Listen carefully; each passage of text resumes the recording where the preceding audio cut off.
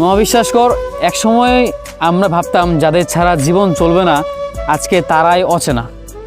একটা সময় ভাবতাম যে মানুষগুলোকে ছাড়া আমাদের জীবন অসম্পূর্ণ, আজকে এরা অন্য কাউকে নিয়ে পরিপূর্ণ, বা এই মানুষগুলো হচ্ছে গিয়ে জীবনের একটা গোলকধারায় এসে এরা যার যার মতো করে চলে গেল।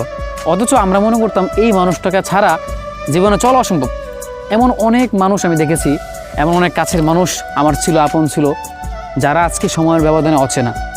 হয়তো ভেবেছিলাম যে এই মানুষগুলোকে ছাড়া জীবন অসম্পূর্ণ থেকে যাবে, বা এই মানুষগুলোকে জীবনের একটা সময়ের পর গিয়ে দরকার, সারাটা জীবন থাকুক, বা প্রত্যেকটা সময় জীবনে এদের সাথে জীবনটা পার করে দিলে হয়তো ভালো কাটবে, বা এই মানুষগুলোকে নিয়ে বাকিটা পথ খুব ভালোভাবে শান্তিতে কেটে যাবে। অথচ এই মানুষগুলোর সাথে আজকে যোগাযোগও নেই।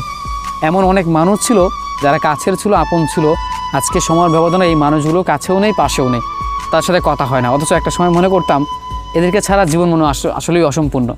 তবে হ্যাঁ, এখন আমি এসে বুঝতে পারলাম এই মানুষগুলোই আমাকে ছাড়া অন্য মানুষ নিয়ে পরিপূর্ণ।